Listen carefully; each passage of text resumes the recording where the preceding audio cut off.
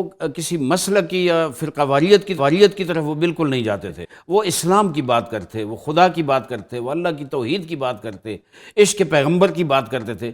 میں سمجھتا ہوں یہ مشن جو تھا اس کو جاری رکھنے میں آج کی خانقاہیں ناکام ہو رہی ہیں. اس کی وجہ کیا ہے، اس کے وجوہات ڈھونڈنے پڑیں گے، لیکن میں سمجھتا ہوں کہ جو آج کے دور میں فرقہ وارانہ ماحول بنا ہے مختلف جگہوں پہ، اس وجہ سے یہ خانقاہیں بھی ڈیمیج ہوئی ہیں. علامہ عارف وائدی صاحب یہ بتائیں، جیسے غازی صاحب نے بڑی خوبصورت بات کی، دلوں پہ حکمرانی، بندوق کے ذریعے انگریز کہتا ہے حکمرانی کرتے، لیکن دل پہ حکمرانی جو ہے وہ صوفیاء کی تھی. اور صوفیاء، دوسری بات انہوں نے اشارہ کیا بڑی امپورٹنٹ، جو کرکس ہم دیکھ رہے ہیں، وہ عالم بھی تھے، علم کی شمع روشن کی. اوپن آف دا سیکریٹس کشف المحجوب سید علی حجویری کی ہے. حضور پیر مری شاہ گولڑی رحمۃ اللہ علیہ کا ختم نبوت میں کردار دیکھیں تو صوفیاء نے شریعت کی پاسبانی کا فریضہ بھی انجام دیا. کیسے دیکھتے ہیں آپ؟ بسم اللہ الرحمن الرحیم. بہت شکریہ جناب عباس صاحب آپ کا. بہت خوبصورت موضوع پہ پروگرام آپ نے رکھا اور ہمیں مدعو کیا. میں سمجھتا ہوں خانقاہی نظام جو ہے یہ کوئی اس دور کی یا چند صدیوں کی نہیں ہے. اگر بہت پیچھے جائیں تو حضور اکرم صلی اللہ علیہ وآلہ وسلم کے دور سے لے کر آج تک آ رہا ہے. میں یہ عرض کروں کہ حضور کا ایک فرمان ہے، لا رہبانیت فی الاسلام. ٹھیک ہے. عام لوگ جو تصور ان کے ذہن میں ہے نا، شاید وہ یہ سمجھتے ہیں کہ یہ جو مشائخ ہیں، یہ جو بزرگان ہیں، یہ ایسے ہیں جو ایک کمرے میں بیٹھ کر مصلی عبادت بچھا کر جناب وہ عبادت میں لگے رہتے ہیں. جو غازی صاحب نے فرمایا ہے کہ لوگوں کے دلوں پہ حکمرانی کرتے ہیں، دلوں پہ حکمرانی صرف مصلی بچھا کر ورد کرنے اور ذکر کرنے سے نہیں ہوتی، بلکہ سب سے بڑا کارنامہ ان کا ہے خدمت انسانیت. حضور کے دور میں ایک صحابی تھے رضی اللہ عنہ، اب وہ حضور کی گفتگو سے متاثر ہو کر چلے گئے مصلی اٹھا کر جناب جنگلوں میں، اور ادھر جا کر انہوں نے عبادت شروع کر دی. اور اس حد تک انہوں نے عبادت کی، میرے روایات تاریخ میں ملتا ہے کہ حتیٰ چرند پرند حیوانات آ کر ان کی عبادت اور ان کے ذکر کو سنتے تھے.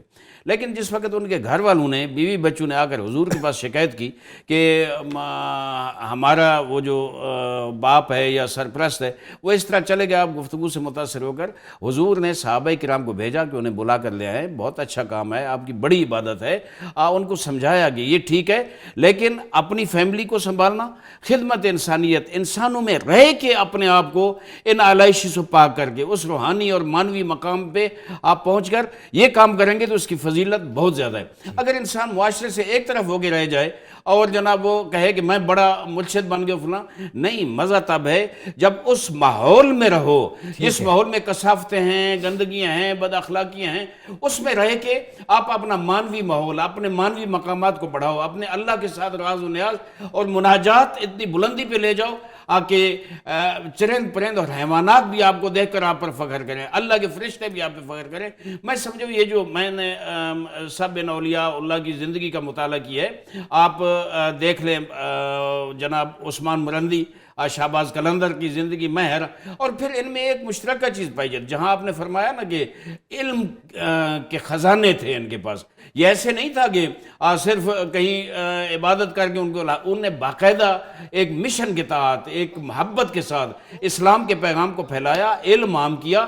اگر آپ جناب عثمان مرندی رحمۃ اللہ علیہ کی تاریخ پڑھیں، اب بہت، اس کے علاوہ شاہ عبد اللطیف بھٹائی کو دیکھیں، مرحوم پیر معین الدین چشتی اجمیری رحمۃ اللہ علیہ کو دیکھیں، بڑی امام سرکار سید عبد اللطیف شاہ صاحب کاظمی اور سید علی ہمدانی کشمیر میں سب ان کو دیکھا ہے کہ انہیں علم کس ترتیب سے اور کس محبت سے اور ایک منصوبہ بندی کے ساتھ پھیلایا ہے. عارف وائدی صاحب، آپ نے سنا عزیز صاحب کو، صوفیاء امن کے دائی، محبت کے پیکر ہوتے ہیں، لیکن یہ بتائیں کہ پیپل ٹو پیپل کانٹیکٹ میں، کمیونٹی میں آج کل کے دور میں وہ صوفیانہ تعلیمات کہیں مسخ ہوتی جا رہی ہیں، اس کو ریوائیو کیسے کرنا ہے؟ اتنا بڑا جیسے کتابوں کے حوالے دیے خزانہ پڑا ہوا ہے ہمارے پاس.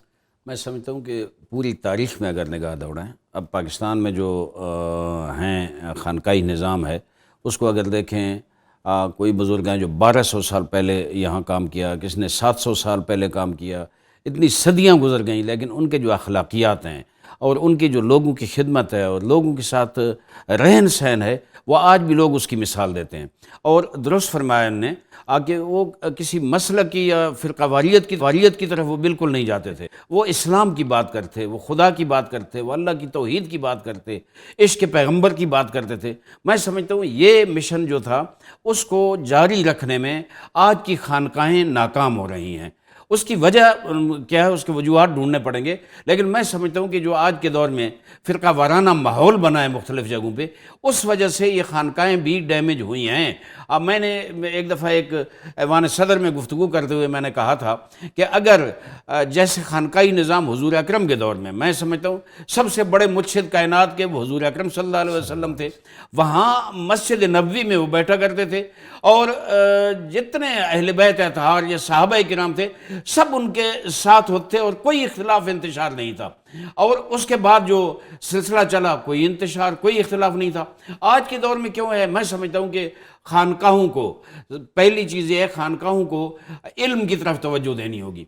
صرف وارث ہونا کسی مرشد کا یا کسی خانقاہ کا وہ بن جانا جناب وہ سربراہ یہ کافی نہیں ہے، بلکہ علم کی طرف، معنویت کی طرف، روحانیت کی طرف، خدمت انسانیت کی طرف توجہ کرنی ہوگی.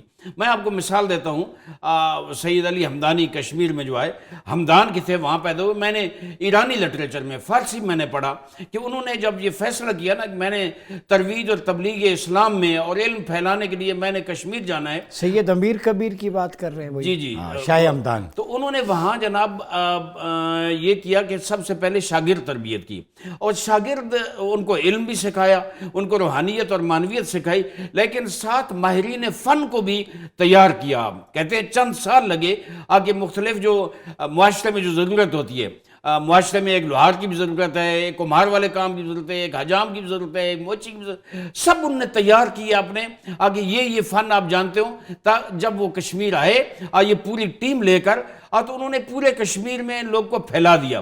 اب کوئی آدمی لوہار کا کام کر رہا ہے، کوئی اور جگہ بیٹھ کر کام کر رہا ہے، اور وہ ان کے شاگرد ہیں، ان کے پیغامات دے کر ڈائریکٹ ان کی تعلیمات لوگوں میں پھیلا رہے ہیں. اس طرح اسلام پھیلا، اور اسلام کا پیغام ہی محبت کا پیغام ہے. حضور اکرم صلی اللہ علیہ وسلم کو جو طریقہ کار ہے، دیکھیں آج جو پروٹوکول ہوتے ہیں، میں سمجھتا ہوں کہ درگاہوں میں یہ پروٹوکول نہیں ہونے چاہیے. جیسے حضور کی سیرت ہے اور ان بزرگان کی سیرت ہے کہ عوام میں گھل مل کر رہتے تھے. یہ نہیں تھا کہ ان کی کوئی الگ جناب مقام بنا ہوتا تھا کہ وہاں نہیں، لوگوں میں جہاں گھل مل کر محبت کا پیغام دیتے تھے وہ اگر ہو تو اس میں تبدیلی آ سکتی ہے.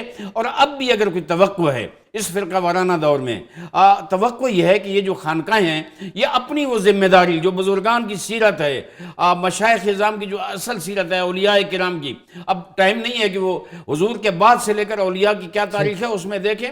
یہ جو شہباز قلندر رحمۃ اللہ علیہ ہیں یا باقی بزرگان ہیں، ان کا شجرہ نسب اکثر کا جا کر امام جعفر صادق سے، امام موسیٰ کاظم علیہ السلام سے، امام زین العابدین، اس سے جو تعلیمات چلی ہم سمجھتے ہیں کہ ان کو ہمیں صحابہ کرام کی تعلیمات ان کو ہمیں زندہ کرنا پڑے گا. اور اس میں میں یہ سمجھتا ہوں کہ یہ جو درگاہیں ہیں ان کو علماء کرام کی خدمات بھی لینی چاہیے.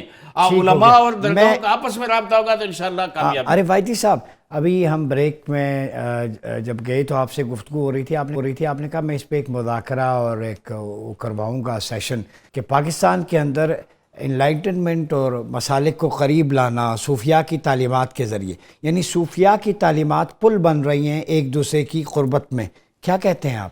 جی میں سمجھتا ہوں ان کی تعلیمات، ان کا کردار، ان کا آفاقی پیغام یہ محور ہے امت کے درمیان. میں نے پہلے عرض کیا نا کہ اگر یہ درگاہیں اور یہ خانقاہی نظام یہ کردار ادا کرے تو ملک امن کا گہوارہ بن سکتا ہے. اس میں دو چیزیں عرض کروں گا. ایک تو یہ ہے کہ فرقہ واریت سے بالاتر ہو کے کام کرنا پڑے گا. میں بہت خوبصورت بات کی. علماء کی خدمت میں معذرت ساتھ عرض کروں گا کہ حضور کے دور میں کوئی فرقہ واریت نہیں تھی، حضور کے بعد خلفائے راشدین کے دور میں کوئی فرقے نہیں تھے. اب میں یہ کہتا رہتا ہوں صرف ایک خلیفہ بتا دیں جس نے کے آگے پیچھے سابقہ لاحقہ ہو کسی فرقے کا یا کسی میں یہاں ایک جملہ کہتا ہوں نا کہ حضور کے دور میں مسجد نبوی میں سب اکٹھے نماز پڑھتے. خلفائے راشدین کے دور میں بھی جس مسجد میں حضرت ابوبکر پڑھتے تھے وہاں ہی حضرت علی بھی پڑھتے تھے وہیں پہ. اور دیکھیں والذین معہ، حضور کی معیت اور نسبت آپ کا جی، رحماء بینہم اور اشدہ یہ سب میں مشترکہ تھا. ایک دوسرے کے ساتھ اگر محبت نہ ہوتی، اگر ان میں محبت نہ ہو، ان کے دلوں میں کینہ ہو، تو پھر ہمارے لیے رہ کیا جاتا ہے؟ پھر ہمارے پیشوا کون ہے جناب؟ وہ اس دور میں بھی نہیں تھی۔ اس کے بعد میں آپ کو اگلا سٹیپ بھی بتاتا ہوں، میں اپنے پروگراموں میں اپنے لوگوں میں بھی یہ بات کرتا ہوں کہ امام حسین علیہ السلام آج جس وقت 61 ہجری میں حضور کی وفات ہو چکی تھی اور 50 سال گزر گئے تھے، لیکن انہوں نے مدینہ سے چلے مکہ آئے، مکہ سے کربلا آئے، کربلا سے وہ قافلہ کوفہ و شام گیا، واپس مدینہ آئے۔ جتنے خطبات ہیں نواسہ رسول کے یا حضور کی نواسیوں کے جناب زینب، سب پڑھ لیں، یا اسلام کی بات ہے یا قرآن کی بات ہے یا انسانیت کی بات ہے یا یہ جو اخلاقیات ہیں ان کی بات ہے جن کو یزید پامال ہو رہا ہے، کہیں بھی کسی فرقے کی بات نہیں ہے۔ سب سے پہلی بات یہ ہے کہ اس سے بالاتر ہو کے کام کرنا پڑے گا۔ دوسرا جو اس معاشرے میں کثافتیں ہیں، جو جوانوں کو، وہ نیٹ ورک آج کل بہت زیادہ موجود ہیں، جو جوانوں کو وہ اپنی خواہشات کا اسیر بنا رہے ہیں اور انہی خواہشات میں ڈوب کر، دیکھیں ایک جملہ، ایک دعا ہے شعبان میں پڑھی جاتی ہے، الہی حبلی کمال الانقطاع الیک، اس کا یہ ایک اہل بیت اطہار سے مروی ہے، اور اس میں یہ ہے کہ اے اللہ مجھے اپنے ساتھ، جب میں تیرا ذکر کروں نا، اپنے ساتھ مجھے اتنی وہ خلوت عطا فرما کہ دنیا اس میں حائل نہ ہو سکے، صرف میں ہوں اور تو ہو۔ اگر یہ سکھا دیا جائے کہ آج کے جوان جو ہیں اس معنویت اور روحانیت کی، دیکھیں مجھے اب سن یاد نہیں ہے، بہت جب گورباچوف روسیا کا صدر تھا، امام خمینی رحمۃ اللہ علیہ جہاں ایک عالم تھے، جہاں سیاسی رہنما تھے، وہاں میں نے ان کی 10 کتابیں تصوف پہ بہت خوبصورت میرے پاس موجود ہیں۔ انہوں نے گورباچوف کو خط لکھا تھا، جو عام طور پہ لوگ کہتے ہیں کہ اسلام کی دعوت دی تھی، ٹھیک ہے اسلام کی دعوت تھی، لیکن جو اس کے خلاصہ تھا اور ثمر تھا، انہوں نے لکھا کہ آپ کی مالی مشکلات نہیں ہیں، آپ کا کوئی وہ سیاسی مشکلات نہیں ہیں، آپ کے معاشرے میں سب سے بڑی جو مشکلات ہیں وہ اخلاقی، معنوی اور روحانی مشکلات ہیں، لذا آپ محی الدین ابن عربی رحمۃ اللہ علیہ کی کتابوں کو پڑھیں، اگر آپ کے پڑھانے والے نہیں ہیں ہمارے پاس بھیجیں، ہم انہیں پڑھائیں گے، تاکہ آپ کے معاشرے میں وہ معنویت، روحانیت، وہ اخلاقیات جو تصوف میں ہیں وہ آپ کے پاس آئیں گی، تو انشاءاللہ آپ کے معاشرہ نجات پا جائے گا۔